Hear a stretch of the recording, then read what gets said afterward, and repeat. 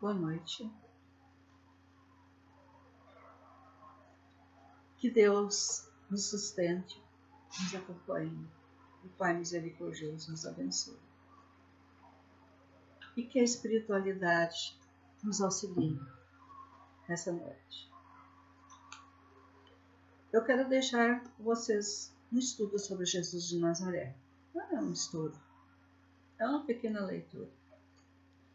Eu fiz essa leitura primeiro de revista publicada em dezembro de 2020 pela Super Interessante.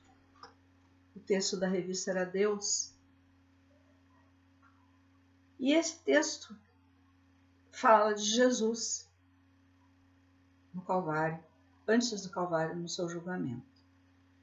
E quando Jesus estava parado diante do procurador-geral da Judéia, Pôncio Pilatos, ele diz: Eis o homem, ecce homo. Ele é o caminho, verdade e vida.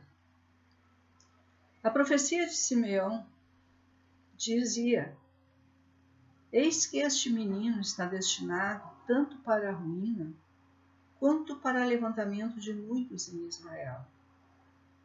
E para ser alvo de contradição, também uma espada transpassará a sua própria alma, para que se manifestem os pensamentos secretos de muitos corações. Como Jesus virou Deus, a revista aborda. E diz que, historicamente, o Messias virou de Deus porque era descendente de Davi e havia sido prometido como o salvador do seu povo e de toda a humanidade há uma centena de anos.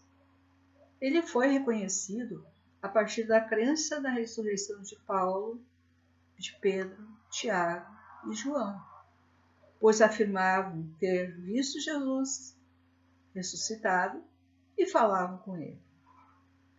Na realidade, Paulo somente se encontra com Jesus 6 anos após a sua morte. Tiago e João foram seus discípulos e conviveram com ele. Segundo as Escrituras, Jesus morreu por nossos pecados. Ele foi sepultado, ressuscitou no 3º dia, apareceu a Pedro e depois aos 11 apóstolos. As controvérsias sobre a morte de Jesus são muitas. A primeira grande controvérsia é que Jesus, ao condenarem o desafeto à morte, ele não seria crucificado, porque pela religião ele teria que ser dilapidado, apedrejado, que significava o horror e a humilhação que tinha que passar. A cruz era somente um instrumento de suplício dos romanos. A cruz, no seu formato de espada, segundo disse Simeão. E naquela época Jesus também foi mencionado pelo historiador judeu Flávio Josefo, que viveu de 37 depois de Cristo a 100 anos depois de Cristo. Ele foi um general judeu que participou da rebelião contra Roma, foi derrotado e escreveu A Guerra dos Judeus e Antiguidades Judaicas. E ele tem esse texto. Por esse tempo apareceu Jesus, o homem sábio.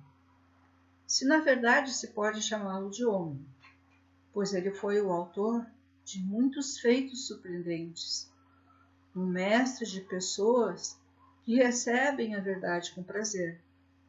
E ele ganhou seguidores, tanto entre os muitos judeus, quanto entre os muitos de origem grega.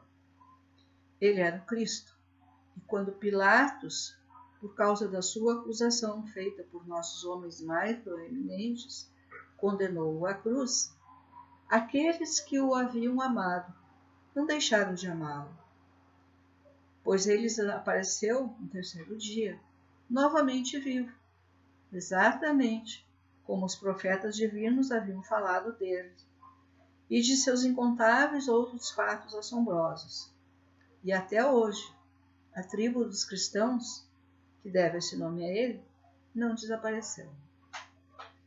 Existe também, nessa época, um texto do historiador romano Tácito. Tácito viveu 56 depois de Cristo até 118 depois de Cristo. E fala do mesmo texto, mas a propósito do incêndio de Roma por Nero. E o texto diz o seguinte: assim, para calar o rumor, Nero criou bodes expiatórios e submeteu às torturas mais refinadas aqueles que o povo chamavam de cristãos, um grupo odiado por seus crimes abomináveis.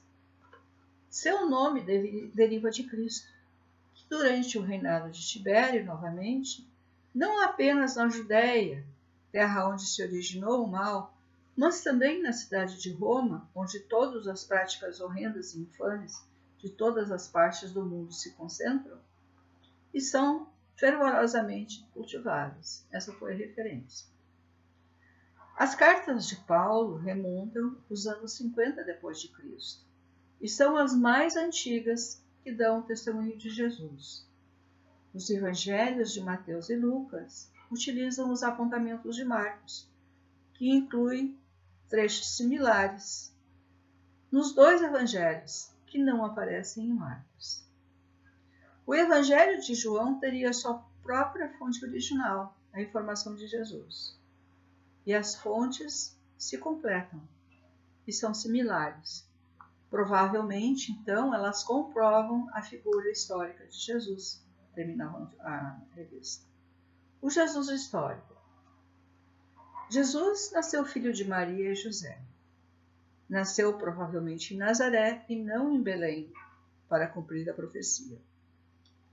Os magos somente aparecem nos escritos de Mateus, e os pastores e os anjos somente aparecem nos escritos de Lucas. Marcos e João não tomam conhecimento dessa tradição. A história de Jesus menino prodígio no tempo de Israel só consta no texto dos evangelistas. É baseado na crença de que alguém, para ser destinado a ser um grande homem, demonstra precocidade nos seus talentos. Passou Jesus as 3 primeiras décadas em Nazaré.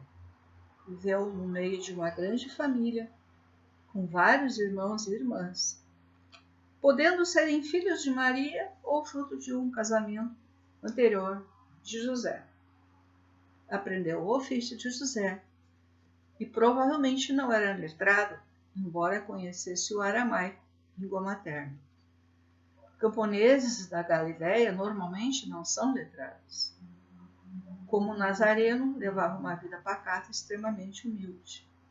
Acreditam que Jesus saiu por volta dos anos 30 de Nazaré, porque o filho do carpinteiro resolveu ser batizado por João Batista, um religioso primo de Jesus, por concordar com a mensagem de purificação espiritual de João Batista.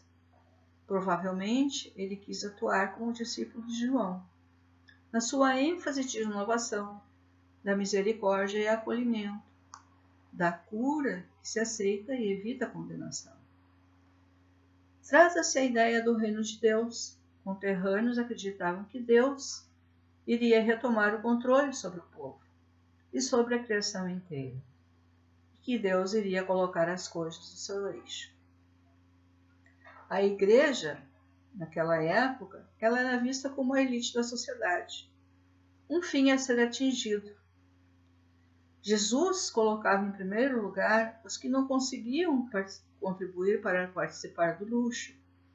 A riqueza do sacerdócio era o símbolo da religião, como até hoje alguns consideram. Os pobres, os doentes, os aleijados, os cegos, as prostitutas, os desempregados não tinham meios para participar dessa elite. Eles eram os excluídos. E era o exército que Jesus contava na sua plateia.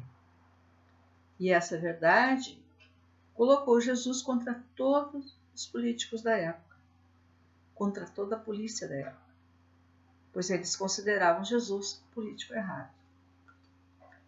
Por que a igreja levou Jesus virou Deus? Porque, em primeiro lugar, a crença na ressurreição de Jesus de Nazaré é o centro da fé cristã. O Messias de Israel, descendente da linhagem de Davi, ele é o Salvador prometido ao povo havia centenas de anos. A sociedade política da época, os romanos e os judeus, então resolveram eliminar Jesus. Mas ele, voltando à vida, revela a seus seguidores uma verdade muito mais grandiosa sobre ele, quem ele era. Jesus juntou à natureza humana o ser divino e a natureza divina de Israel, que estava prevista desde o início dos tempos. Nascido como homem, ele já existia antes de todos os séculos. E como ato de humildade e despojamento, ele esvaziou essa majestade na cruz, como resgate pelos pecados do mundo. Com a sua ressurreição, ele apareceu para muitas pessoas, conforme a Escritura. Apareceu a Pedro, aos apóstolos, aos 500 irmãos que estavam reunidos. Apareceu a Tiago, que duvidava que ele estaria vivo. E alguns anos mais tarde também apareceu a Paulo, que seria considerado o apóstolo dos gentios, e que faria a divulgação de toda a cristandade no Ocidente.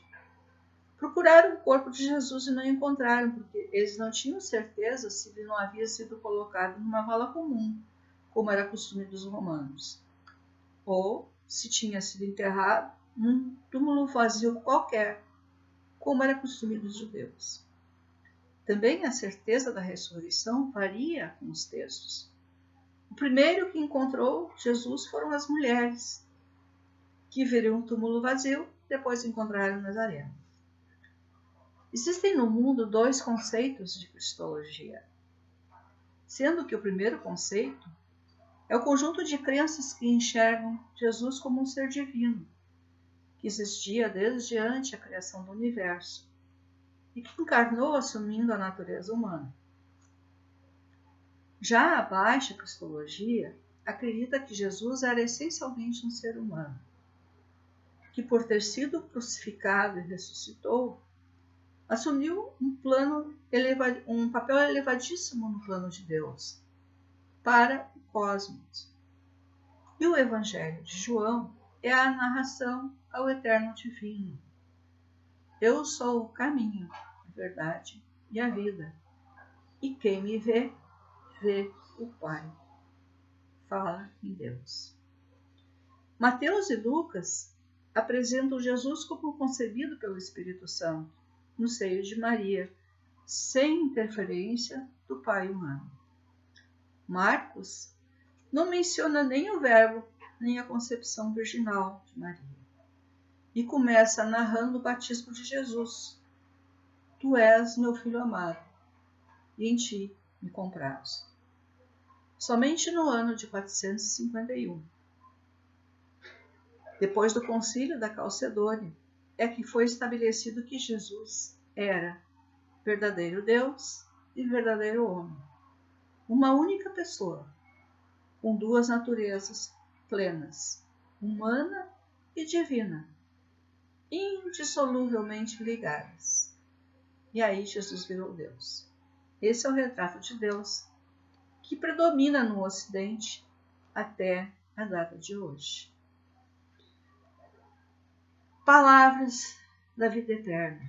Esse é o texto que nós acreditamos. O Sermão da Montanha.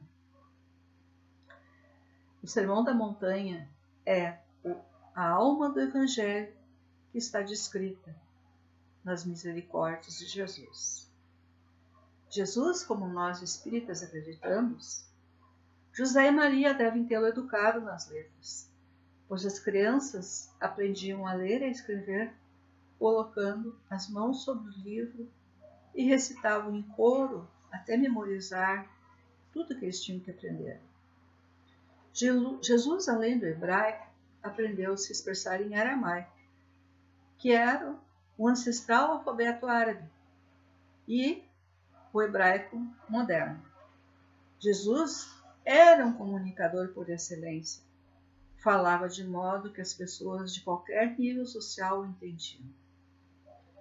Ele não se submeteu aos ensinos por muito tempo, porque aos 12 anos ele estava ensinando no templo, conforme acreditamos. Antes, aos 9 anos, seus pais foram chamados à parte pelo Razan na sinagoga, que tinha lhes dito o seguinte: eu nada tenho a ensinar aos filhos de vocês. A memória dele é impressionante e, não raro, ele me corrige nas menores citações. Talvez uma escola mais avançada em Jerusalém. Jesus falava egípcio e grego, porque na escola ele tinha um coleguinha egípcio que ele se comunicava com ele. E grego porque um dia ele traduziu um pequeno texto ao professor que estava com dificuldade na leitura. A futura lei que prevalecerá, dizem o profeta, é o Evangelho de Jesus, e será a lei do mundo de regeneração. Assim, pois, segundo o Sermão da Montanha, ou um nome qualquer que levar no futuro, será o seguinte: o Sermão da Montanha começa falando sobre consciência coletiva. Guardai-vos de exercer vossa justiça diante dos homens, com o fim de seres vistos por eles. De outra maneira, não tereis galardão junto ao vosso Pai Celeste. Quando, pois, deres esmola, não toques trombeta diante de ti, como fazem os hipócritas, nas sinagogas, nas ruas, para serem glorificados pelos homens. Em verdade vos digo que eles já receberam a sua recompensa. Tu, quando, porém, deres a esmola, ignora a tua esquerda o que faz a tua direita, para que a tua esmola fique em secreto, e teu Pai, que te vê em secreto, te recompensará. Também fala o sermão sobre a superficialidade da fé. E quando orardes, não sereis como os hipócritas, porque gostam de orar em pé, nas sinagogas e nos cantos das praças, para serem vistos pelos homens. Em verdade vos digo, eles já receberam a recompensa. Tu, porém, quando orares, entra no teu quarto e fecha a porta. Orarás a teu Pai que está em secreto. E teu Pai que te vê em secreto te recompensará. E orando, não uses vãs repetições como os gentios, porque presumem que pelo muito falar serão ouvidos. Não vos assemelheis, pois, a eles, porque Deus, vosso Pai, sabe que tendes necessidade, antes que lhes peçais. Não vos assemelheis e vamos libertar as vossas consciências. Não acumuleis para vós outros tesouros sobre a terra, onde a traça e a ferrugem corroem, e os ladrões escavam e roubam. Porque onde está o teu tesouro, ali está também o teu coração. São os teus olhos a lâmpada do corpo. Se os teus olhos forem bons, teu corpo será luminoso. Se, porém, os teus olhos forem maus, o teu corpo estará em trevas. Que grandes trevas serão. Também ensina o desapego aos bens materiais. Ninguém pode servir a dois senhores, porque há de aborrecer-se de um e amar ao outro, ou se devotará a um e desprezará o outro. Não podeis servir a Deus e às riquezas. Por isso vos digo, não andeis ansioso pela vossa vida, quanto ao que haveis de comer, de beber, nem vosso corpo quanto ao haveis de vestir. Não é a vida mais que o alimento e o corpo mais que as vestes? Observai as aves dos céus. Elas não semeiam, não colhem, nem ajuntam celeiros. Contudo, vosso Pai que está celeste as sustenta. Porventura não valeis muito mais vós do que as aves dos céus? Qual de vós, por ansioso que esteja, pode acrescentar um côvado à vossa vida, ao curso da vossa vida? A gente não pode aumentar a nossa vida. E para que andais ansiosos quanto ao vestuário? Considerai como crescem os lírios do campo, eles não trabalham e não fiam. Eu, contudo, vos afirmo que em Salomão, em toda a sua glória, se vestiu como qualquer um deles. Ora, se Deus veste assim a erva do campo, que hoje existe e amanhã é lançada ao forno, quanto mais vós outros, homens de pequena fé. Portanto, não vos inquieteis, dizendo que comeremos, que beberemos, ou como nos vestiremos? Porque os gentios é que procuram essas coisas. Pois vosso Pai Celeste sabe que necessitais de todas elas. Buscai, pois, em primeiro lugar o seu reino e a sua justiça, e todas essas coisas vos serão acrescentadas. Também ensina a viver o presente. Portanto, não vos inquieteis com o dia de amanhã, pois o amanhã trará os seus cuidados, basta o dia o seu próprio mal. Também ensina a lei de causa e efeito. Não julgueis para não seres julgados, pois com o critério que julgardes sereis julgados, e com a medida com que tiveres medido, vos medirão também. Porque tu vês o argueiro no olho do teu irmão, porém tu não reparas na trave que está no teu próprio. Ou como dirás a teu irmão: deixe-me tirar o argueiro do teu olho, quando tens a trave no teu? Hipócrita, tira primeiro a trave do teu olho, e então verás claramente para tirar o argueiro do olho do teu irmão. O sermão fala em mudança íntima. Não deis aos cães o que é santo, nem lanceis aos porcos as vossas pérolas, para que não as pisem com os pés e voltando-vos dilacerem. Pedi e dar-se-vos-á. Buscai e achareis.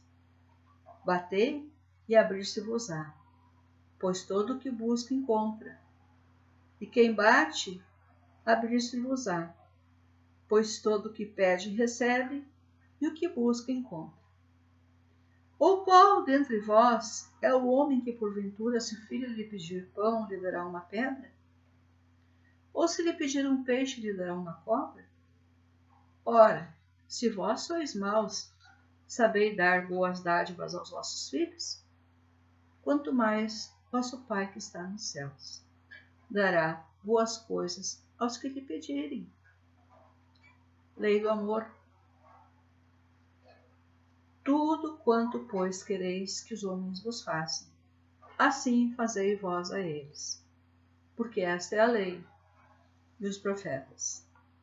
Entrai pela porta estreita, pois larga é a porta, espaçoso o caminho, que conduz para a perdição, e são muitos que entram por ela.